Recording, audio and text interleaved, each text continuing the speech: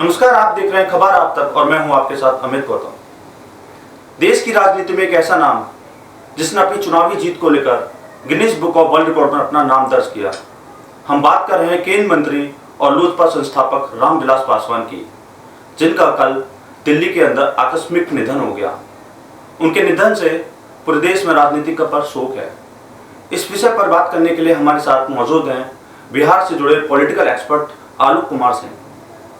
आलोक जी, मैं आपसे बात करना चाहूँगा कि रामविलास पासवान जी का जो निधन हो चुका है, काफ़ी दुख की बात है। तो ऐसे में बिहार की राजनीति में क्या देखने को पड़ेगा? बिहार की राजनीति, चुनाव आने वाले 28 अक्टूबर को उसका पहला मतदान है, तो उस पर क्या असर पड़ेगा?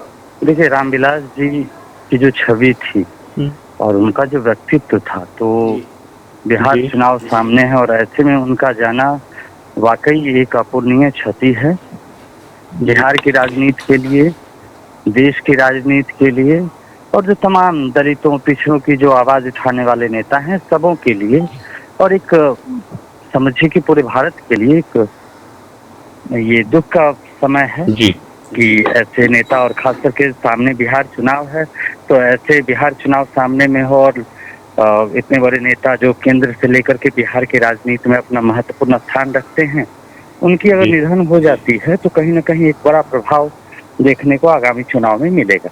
जी। अच्छा, मैं आगे बढ़ना चाहूँगा कि ये एलजेपी जो है वो एनडीए से अलग हो गई और उसने 143 सीटों पे अपना सीट लेने का दावा किया, लेकिन वहीं वो ये कह रही है कि हम बीजेपी के साथ हैं। इसका क्या संबंध आपको लगता है? एक तो वो एनडीए से अलग भी हो रही है, ये चाह रही है कि जो बीजेपी का वोट है वो उनके प्रत्याशियों को मिले। इस वजह से बार बार वो अपने चुनावी नारों में, चुनावी वायदों में वो कहीं ना कहीं भाजपा का नाम ले रही है, ताकि जो भाजपा के या जो आम जनता जो कहीं ना कहीं जदयू से खफा है या जदयू की कार्यशैली से संतुष्ट नहीं है, वैसे कार्यकर्ता, वैसे जो मतदाता हैं वो लोजपा की तरफ आकर्षित हों और भाजपा को साथ में, इसीलिए लोजपा जो है अपने चुनावी नारों में या तमाम तरह के जो वायदे होते हैं उसमें भाजपा को वो साथ रखना चाहती है। जैसा कि आपने कहा कि वो भाजपा को चुनावी मैदान, चुनावी नारों में भाजपा का नाम शामिल करती है। वहीं एनडीए ने ये भी कहा है कि अगर उनका पीएम मोदी का या फिर अमित शाह जी का नाम या बीजेपी का नाम जोड़ती है तो उन पर कार्रवाई होगी, लेकिन एलपीजी ये चीजों मानने को तैयार ही नहीं है। देखिए, ये तो राजनीतिक चीजें हैं। राजनीति में बहुत सारी तरह की ऐसी चीजें होती है जिनका वास्तविक स्वरूप से बहुत ज्यादा सरोकार नहीं होता है। तो अगर मान लीजिए कि लोजपा नाम का इस्तेमाल कर रही है तो भाजपा को अभी तक कार्रवाई करनी चाहिए। भाजपा कार्रवाई क्यों नहीं कर रही है?